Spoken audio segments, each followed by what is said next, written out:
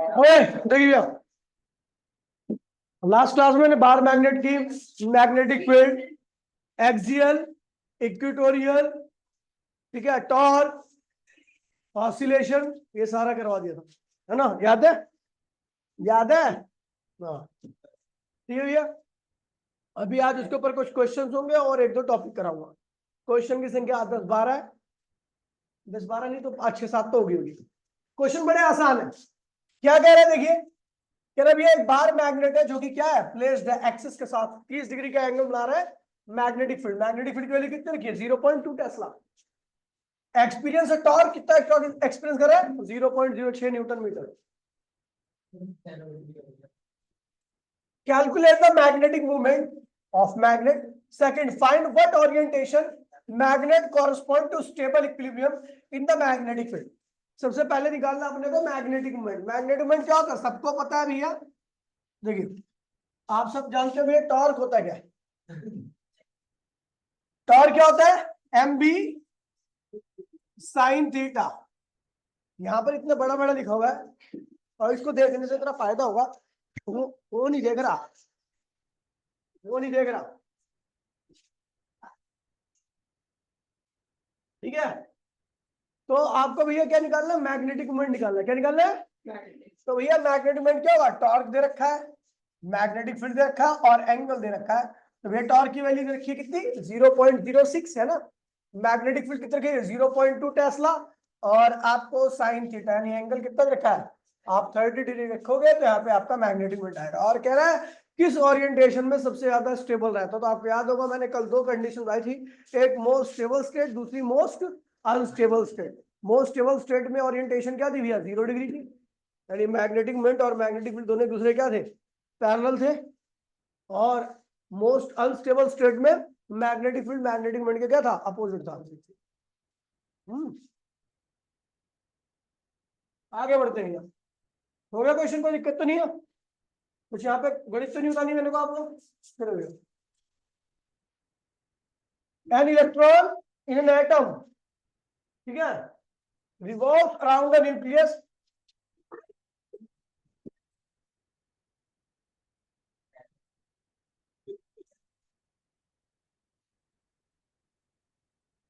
Nucleus orbital radius कितनी है?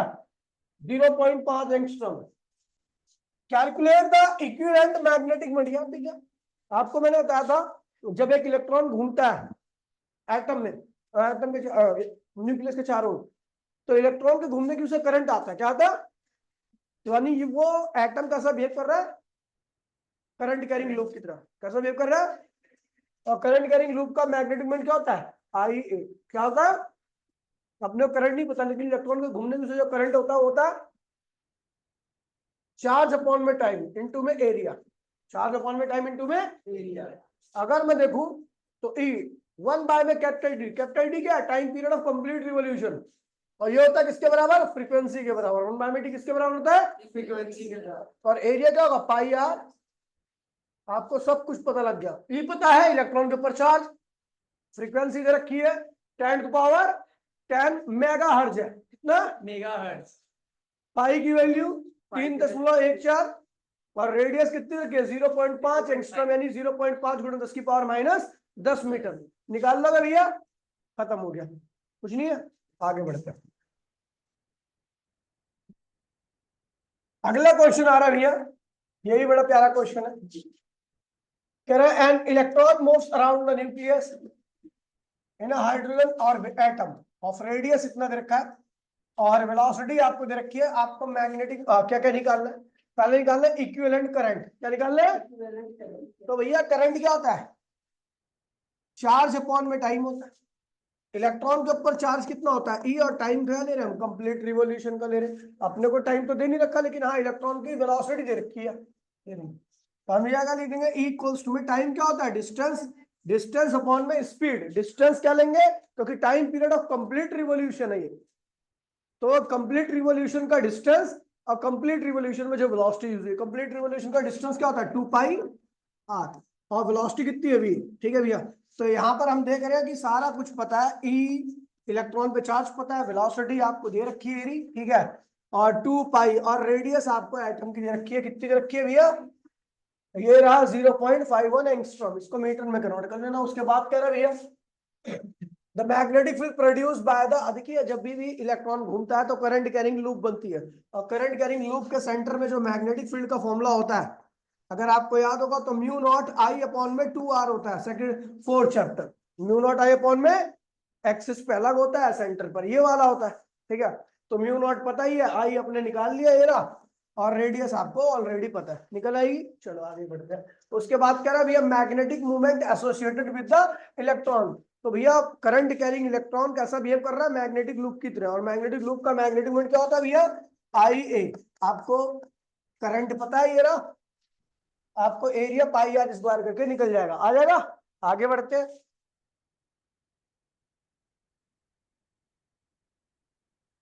फिर क्या कह रहा है भैया, एक शॉर्ट बार मैग्नेट है, छोटा सा बार मैग्नेट है, placed with its axis 30 degree, angle दे रखा है। कह रहा है भैया टॉर्क कितना लग रहा है, 0.016 न्यूटन मीटर, और एक्सटर्नल मैग्नेटिक फील्ड में मैग्नेटिक फील्ड की वैल्यू क्या है, 800 गॉस, एक गॉस बराबर 10 की पावर माइनस 4, एक गॉस बराबर 10 की पावर माइनस 4 टेस्ला। ले और क्या ठीक है। तो कह रहा है what is the magnetic movement, क्या निकालना है, टॉर्क दे रखा है, मैग्नेटिक फील्ड दे रखी है, एंगल दे रखा है, क्या निकालना है, मैग्नेटिक मूवमेंट, क्या होता torque, M B B M निकालना है, निकाल लोगे, तो कुछ देखा। सेकंड पार्ट क्या कह रहा है, what is the word done by external field in moving the most unstable state to most unstable state, most stable state कल बताई थी क्या था, 0 डिग्री, और मोस्ट अनस्टेबल स्टेट क्या था, मतलब इस वाले एंगल से इस वाले एंगल पे जाने में कितना वर्क होगा, वर्क का फॉर्मूला क्या बताया था मैंने, वर्क क्या energy, M B cos theta 1 minus cos theta 2, theta कई बार आप दिखते होगे, ये फॉर्मूला भी देखा होगा आपने, जो ये कहीं से पढ़ के आएंगे तो उन्हें देखा होगा एम बी कॉस थीटा, ये भी देखा होगा एनर्जी का फॉर्मूला। ये एक्चुअल में आप जब ये इसे अप्लाई करते हो जब आपका थीटा 1 0 डिग्री का हो, और थीटा 2 कोई भी एंगल हो, थीटा 2 अगर 90 से ज्यादा होगा तो ये वर्क पॉजिटिव आएगा, थीटा अगर 90 से कम होगा तो ये वर्क क्या आएगा, नेगेटिव आएगा, ठीक है। इसमें थीटा 1 आपका 90 डिग्री होता है, ठीक है। तो उसको मैं यूज करता, मैं ज्यादातर इसी फॉर्मूले पे यूज करता हूँ, ठीक है। निकल आएगा भैया, वर्क आ गया, most stable state to most unstable state, ठीक है। आपको वर्क करना पड़ेगा, कोई चीज अनस्टेबल तो अपने आप होती नहीं है, हमें करनी पड़ती है, बताया था मैंने आपको। What is the work done by the force due to the external magnetic field in this process, तो भैया वर्क आ गया आपका, क्या पूछ रहा है, व्हाट इज अच्छा व्हाट इज द वर्क, आपका वर्क डन पूछ रहा है ये, what is the work done by the force due to external magnetic field, वर्डन ही निकालना, तो वर्डन तो निकाल दिया ना ऑलरेडी, वही है, क्या निकाल रहा है, कुछ और पूछ रहा है, हटाओ।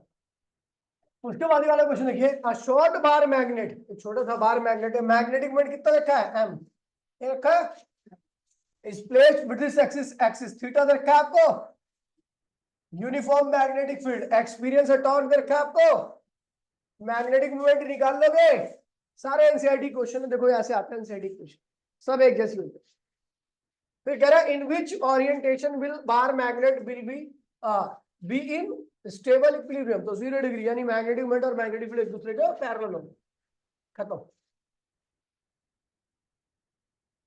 देखिए क्या कह रहा है, करंट कैरिंग कॉइल 300 टर्न है, एंड द डायमीटर क्या है, 14 मीटर है, 14 सेंटीमीटर है, और करंट क्या है, 15 एम्पियर है। What is the magnetic movement, magnetic movement याद है, जिस कॉइल के पास एन टर्न होता है तो उसका मैग्नेटिक मूवमेंट होता है निया, क्या होता है, याद है, सब कुछ दे रखा है, खत्म हो गया।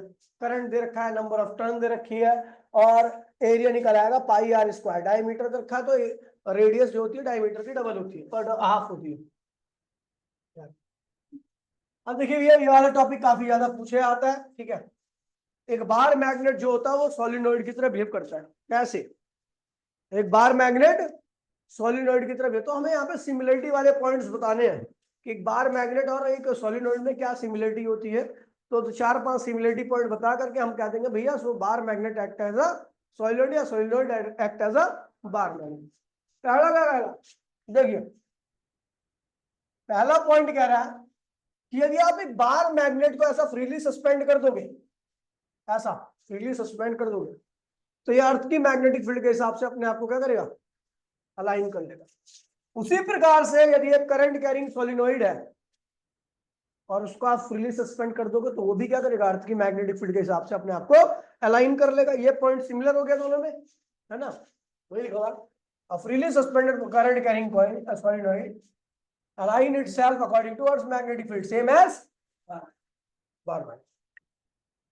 अगला क्या कह रहा है भैया, अगर आप दो बार मैग्नेट के सेम पोल को एक दूसरे के पास में लाते हो तो एक दूसरे को क्या करते हैं, रिपेल करते हैं। बिल्कुल सेम ऐसा ही क्या करती है सोलिनॉइड भी करती है। ये पॉइंट भी क्या सिमिलर हो गया।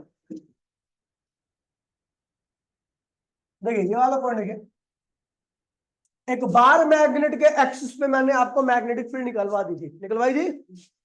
बिल्कुल सेम ऐसे ही सोलिनॉइड के एक्सिस पे भी मैग्नेटिक फील्ड निकलती है। ठीक है भैया, दोनों की अब कंडीशन क्या होनी चाहिए कि भैया देखिए, जैसे आपका सोलिनॉइड है, इसके सेंटर से आर डिस्टेंस पर एक पॉइंट पी लिया, वहां पर मैग्नेटिक फील्ड क्या आ गई, BP1 क्या आ गई, BP। ये सोलिनॉइड बार मैग्नेट लिया, उसका मैग्नेटिक मोमेंट क्या था, M था, उसकी लेंथ L थी, और उससे आर डिस्टेंस पर एक मैग्नेटिक पॉइंट P2 था, वहां पर मैग्नेटिक फील्ड क्या आ गई, BP2। हम देखेंगे भैया, इसको मैं प्रूफ भी कर दूंगा, खैर आप भी कर सकते हो, कोई बड़ी बात नहीं है। ठीक है, कि दोनों पॉइंट पर मैग्नेटिक फील्ड क्या आ रही है, सेम आ रही है। लेकिन यहाँ पर कुछ कंडीशंस है। पहली कंडीशन क्या है कि दोनों का मैग्नेटिक मोमेंट क्या होना चाहिए, सेम होना चाहिए। दोनों की लेंथ भी क्या होनी चाहिए, सेम होनी चाहिए। और cross section of solid section दोनों का क्या होना चाहिए भैया, सेम होना चाहिए। तो दोनों के एक्सिस पे भी क्या आएगी, मैग्नेटिक फील्ड सेम आएगी। ठीक है, इसको कैसे देखें, इसका तो आपने निकाल रखा ऑलरेडी, जिसकी वैल्यू आई थी μ0/4 2m अपॉन में r³ है ना। इसकी निकाल दो, चलो भैया, आपको पता है आपने एक कॉइल के एक्सिस पे मैग्नेटिक फील्ड निकाली थी, याद है। कॉइल पे एक्सिस पे मैग्नेटिक फील्ड क्या थी, μ0 सॉरी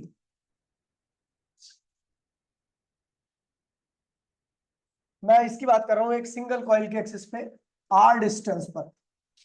ठीक है, आपने मैग्नेटिक फील्ड निकाली थी, वो क्या थी, μ0 अपॉन में 2a² r² की पावर 3/2। याद है, ये निकाला था ना। एक करंट कैरिंग कॉइल को पाई बार सब काट दिए थे मैंने, ये आया था। अगर यही है भाई, यही है, नहीं होगा तो गलत आएगा ना, तेरी बात सुन लेंगे।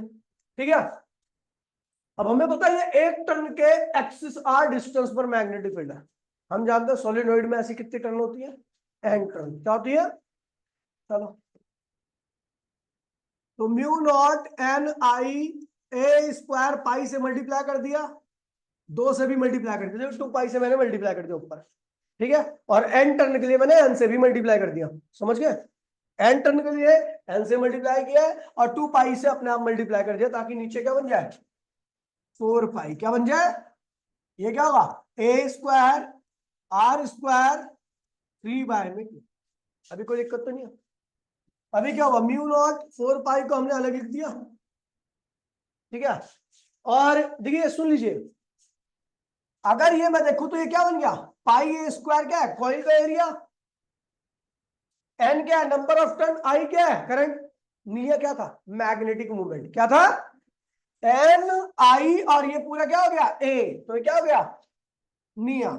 निया बोला तो मैग्नेटिक मूवमेंट, और ये क्या है 2 यहाँ पे लिख दिया मैंने। नीचे क्या हुआ, मैंने बोला RA से बहुत बड़ा है, RA से, तो R का स्क्वायर बहुत बड़ा, A का स्क्वायर बहुत छोटा, ये बहुत बड़ा, ये प्लस बहुत छोटा, तो बहुत बड़ा प्लस बहुत छोटा क्या आएगा, बड़ा वाला, तो r² की पावर 3/2 कट गया। μ0 4 2m अपॉन में r की पावर 3, क्या ये वही आया जो हमने बार मैग्नेट के एक्सिस पे निकाला था, हमने जो बार मैग्नेट के एक्सिस पे निकाला था मैग्नेटिक फील्ड, क्या ये वही आया? हाँ ये वही आया और सही आया, मतलब हमने सही किया इसे। तो एक बार मैग्नेट के एक्सिस पे आर डिस्टेंस पर, तो सेंटर से, यहां पर भी उसका सेंटर से डिस्टेंस ले रहा हूं मैं, ध्यान रखो। एक बार मैग्नेट के एक्सिस पे और एक सॉलिनॉइड के एक्सिस पे सेम डिस्टेंस पर, उसके सेंटर से, आर क्या है? वो डिस्टेंस जो सेंटर और उस पॉइंट के बीच का है, तो आपको मैग्नेटिक फील्ड क्या मिलने वाली है? सेम मिलेगा। ठीक है भैया, ये प्रूफ कर देना। समझ में आ गया? नहीं आ गया? कोई दिक्कत तो नहीं है?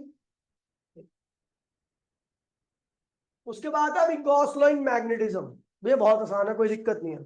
आपको पता है अगर किसी गॉसियन सरफेस के अंदर पॉजिटिव चार्ज रखा है तो मैग्नेटिक फील्ड लाइन क्या होगी? उससे बाहर निकलेंगी, तो हम कहेंगे भैया फ्लक्स क्या है? पॉजिटिव है। क्या है? पॉजिटिव फ्लक्स कहते हैं उसको। हम क्या कहते हैं? Positive flux. बाहर निकल लिया मैग्नेटिक फील्ड। एक नेगेटिव चार्ज रखा रहेगा तो मैग्नेटिक फील्ड क्या होगी? अंदर की तरफ जाएगी। हम बोलेंगे इसका फ्लक्स क्या है? ये फ्लक्स पॉजिटिव, उसकी वैल्यू क्या? क्यू अपॉन में एप्सिलॉन नॉट। और ये फ्लक्स क्या हुआ? नेगेटिव, माइनस क्यू अपॉन में एप्सिलॉन नॉट। ठीक है। और कुल फ्लक्स क्या होता है गॉस थ्योरम के हिसाब से? अगर पॉजिटिव चार्ज होगा तो प्लस क्यू अपॉन में एप्सिलॉन, माइनस चार्ज होगा तो माइनस क्यू अपॉन में एप्सिलॉन। सिंगल चार्ज की वजह से, किसकी वजह से? लेकिन यदि आप क्या करते भैया, एक गॉसियन सरफेस के अंदर डाइपोल रख देते हो, मतलब दो दो चार्ज रख देते हो, एक प्लस एक माइनस, दोनों चार्ज क्या आइडेंटिकल है बट साइन में क्या अपोजिट है, तो यही फ्लक्स की वैल्यू क्या आती है? जीरो आती है। क्या आती है? यानी किसी भी डाइपोल के अंदर, सॉरी गॉसियन सरफेस के अंदर यदि आप गलती से भी डाइपोल रख देते हो तो फ्लक्स की वैल्यू क्या आती है? जीरो। लेकिन अगर कोई सिंगल चार्ज रखते हो तो फ्लक्स की वैल्यू जीरो नहीं आती। अब आते भैया मैग्नेटिज्म में। जब हमारे अंदर उंगली उठी और हमने कह दिया भैया चलो भैया देखते हैं मैग्नेटिज्म के साथ क्या होता है, तो हमने क्या रख दिया? गॉसियन सरफेस के अंदर इस बार मैग्नेट रख दिया। क्या रख दिया? ठीक है। और हम देख रहे हैं भैया फ्लक्स की वैल्यू अभी भी क्या रही है? टोटल मैग्नेटिक फ्लक्स, यानी integration of B D A बराबर में क्या आ रहा है? जीरो।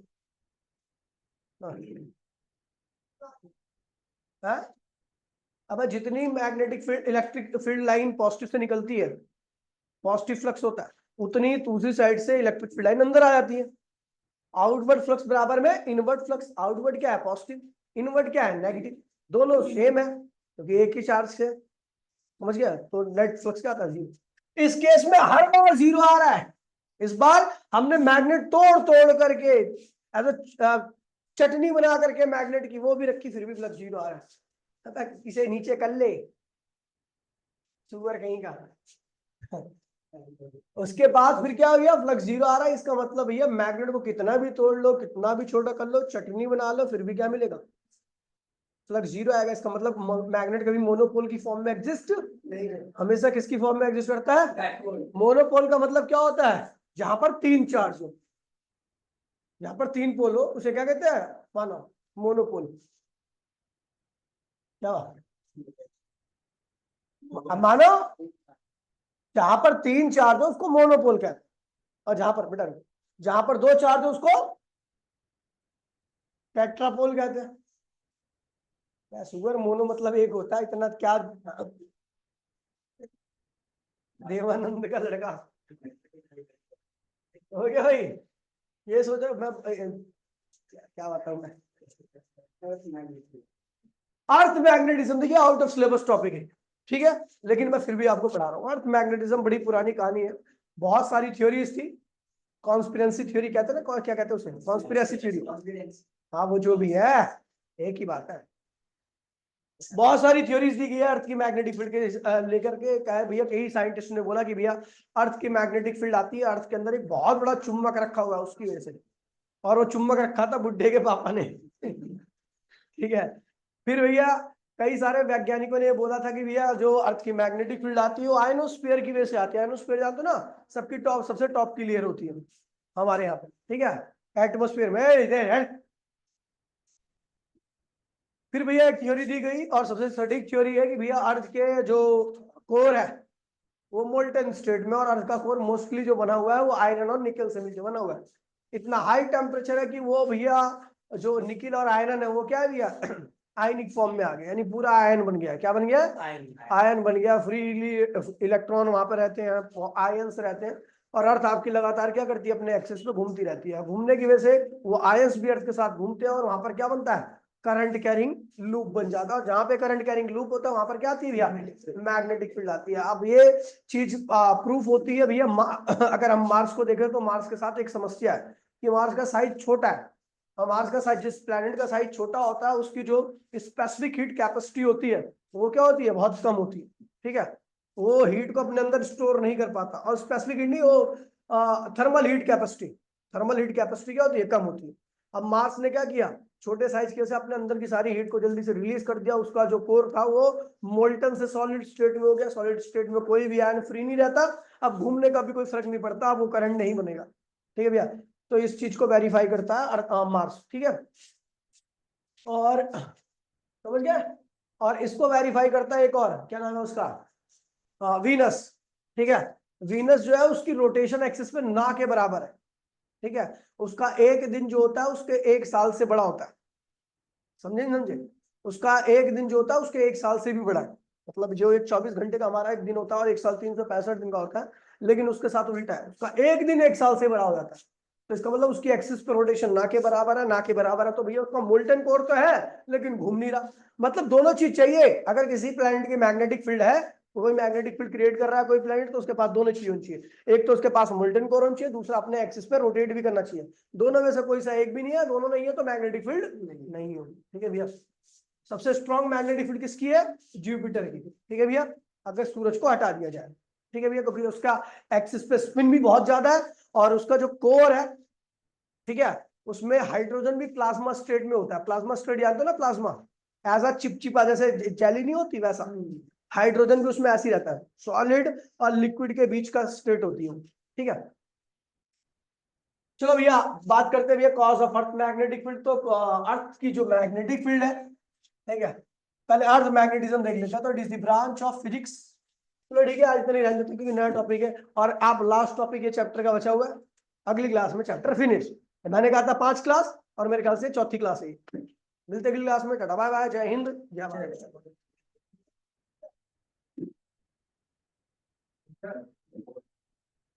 हाँ